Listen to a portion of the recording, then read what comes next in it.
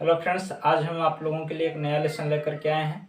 जैसा कि यहाँ देख रहे हैं, पहले से लिखा है has to, have to, had to तथा will have to, shall have to का प्रयोग। तो आज के इस लेसन में हम लोग इसी का प्रयोग देखेंगे कि किस कंडीशन में इनका प्रयोग होता है। चलिए आइए ध्यान देते हैं। चलिए यहाँ देखिए, लिखा है जब किसी वाक्य में कार्य करने की मजबूरी या बाध्यता प्रकट हो तो इनका प्रयोग होता है। में यानी has to, have to, had to का प्रयोग होता है, या फिर फ्यूचर के वाक्य में विल हैव टू या शैल हैव टू का प्रयोग होता है। अब देखिए, मजबूरी या बाध्यता प्रकट होगा तो जनरली वाक्य के अंत में क्या होता है, पढ़ता, पढ़ती, पढ़ते ऐसे शब्द आते हैं। क्या शब्द आते हैं? क्रिया के साथ। वाक्य के अंत में क्रिया के साथ क्या शब्द लगा रहता है? पढ़ता है, पढ़ती है, पढ़ेगा। जैसे मुझे यह काम करना पड़ेगा, मुझे पाठ याद करना पड़ेगा, इस तरीके के सेंटेंस आते हैं। तो इनका प्रयोग ऐसे भी कह सकते हैं कि पढ़ना के अर्थ में किया जाता है। ठीक, अब कैसे प्रयोग करना है इसका एक स्ट्रक्चर देखते हैं।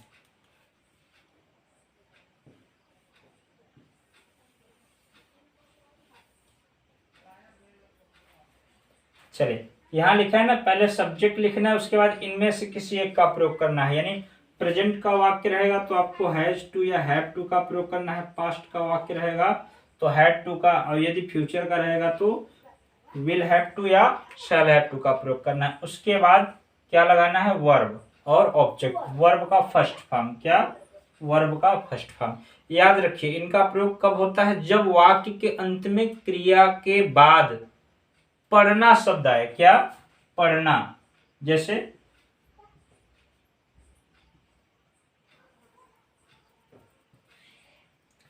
यहां देखिए, लिखा है पढ़ता है, पढ़ा या पढ़ेगा। ऐसे जब वाक्य के अंत में क्रिया के बाद आएंगे तभी इनका प्रयोग होता है। अब इसी तरीके से कुछ सेंटेंस को लिखते हैं, उसको ट्रांसलेट करके देखते हैं।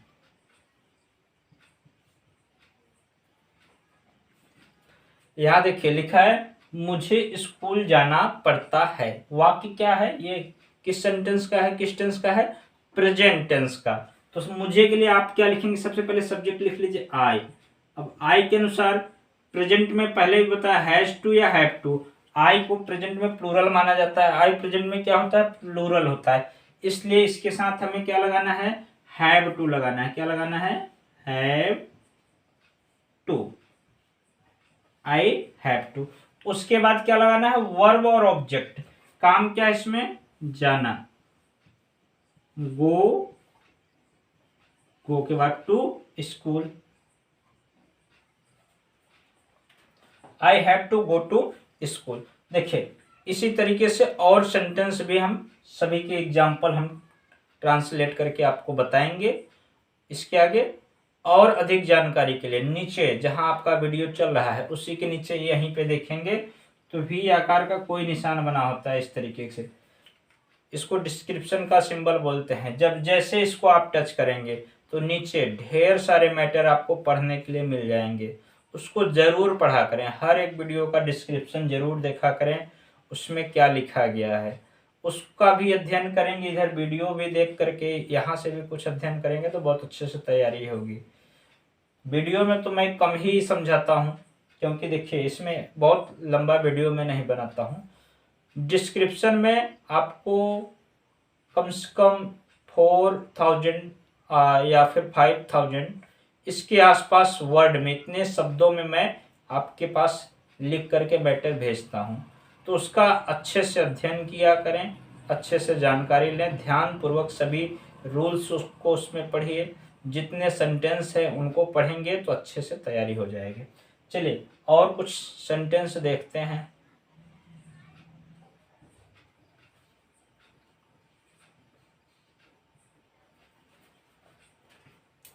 अजय को पत्र लिखना पड़ता है, यानी इसमें अजय की मजबूरी है पत्र लिखना। यहाँ क्या बताया जा रहा है? मजबूरी बताया जा रहा है कि अजय को पत्र लिखना पड़ता है। अब ये वाक्य प्रेजेंट टेंस का है। प्रेजेंट में ये अजय सिंगुलर है, इसलिए है सिंगुलर के साथ हैज टू। जैसा कि आप लोग प्रेजेंट परफेक्ट टेंस पढ़े होंगे तो आप जानते होंगे कि प्रेजेंट टेंस में सिंगुलर सब्जेक्ट के साथ हैज, प्लूरल के साथ हैव और पास्ट में हैड, इस तरीके का प्रयोग होता है। तो अजय हैज टू, उसके बाद वर्ब और object, right a letter.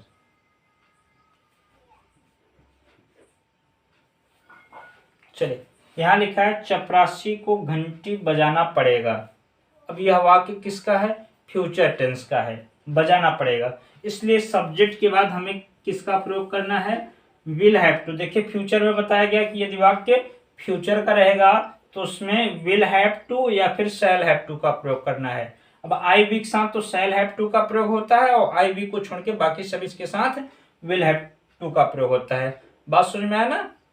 The peon will have to, subject के बाद आपको इनका प्रयोग कर लेना है, विल हैव टू। उसके बाद वर्ब और ऑब्जेक्ट, रिंग द बेल। अब बात आती है कि ऐसे वाक्य यदि निगेटिव हों तो आपको नॉट कहाँ लगाना है? इसमें देखिए हैज, हैव, हैड, विल या शैल के तुरंत बाद नॉट लगा लेना है। कहाँ लगा लेना है? यदि इस तरीके के वाक्य निगेटिव हो तो याद रखिए हैज, हैव, हैड, विल या शैल के तुरंत बाद ही नॉट लगता है। चलिए कुछ निगेटिव के सेंटेंस को ट्रांसलेट करके देखते हैं। यहाँ देखिए ये सभी सेंटेंस क्या है? निगेटिव हैं, सभी सेंटेंस निगेटिव के हैं। अब पहले ही बताया गया कि यदि वाक्य निगेटिव हो तो हैज, हैव, हैड, विल या शैल के तुरंत बाद क्या लगाना है? नॉट। तो यहाँ देखिए उसे बाजार नहीं जाना पड़ा तो ही हैड, उसके तुरंत बाद not, he had not to go to market. हमें पाठ नहीं याद करना पड़ता है, वी हैव, हैव के तुरंत बाद नॉट। यहाँ फ्यूचर में देखिए मुझे कपड़ा नहीं धोना पड़ेगा तो आई शैल के बाद तुरंत नॉट लगाना है। ऐसा नहीं कि वर्ब के पहले नॉट लगाना है, नहीं। यहाँ ये जो has, have, had, will have, has, have, had, will या शैल है, इनके ही तुरंत बाद आपको नॉट लगा लेना है।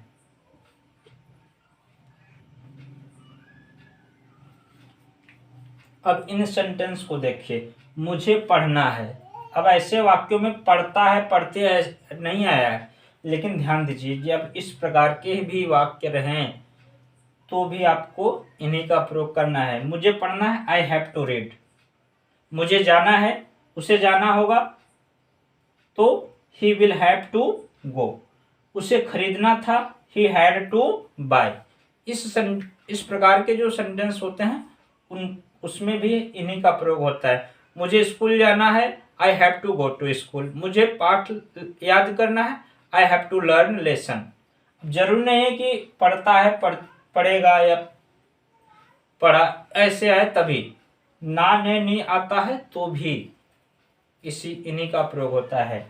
अब बात आती है कि इस तरीके के क्या इंट्रोगेटिव हो सकते हैं? जी हाँ, इंट्रोगेटिव भी हो सकते हैं। आप इंट्रोगेटिव यदि वाक्य हो तो इंट्रोगेटिव में आपको यहाँ देखिए हैज, हैव, हैड, विल या शैल, इन्हीं का प्रयोग सब्जेक्ट के पहले करेंगे। यदि शुरू में क्या शब्द आ जाए तो हैज, हैव, हैड, विल या शैल, यही सब्जेक्ट के ठीक पहले हो जाएंगे। प्रश्नवाचक शब्द वाक्य के बीच में आएगा तो भी ये सब सब्जेक्ट के पहले लिखे जाएंगे और प्रश्नवाचक शब्द जैसा कि इंट्रोगेटिव में होता है उनका प्रयोग सबसे पहले होता है। तो चलिए आज का लेसन यहीं पे समाप्त करते हैं, फिर अगले लेसन में कोई नया प्रयोग लेकर के आएंगे।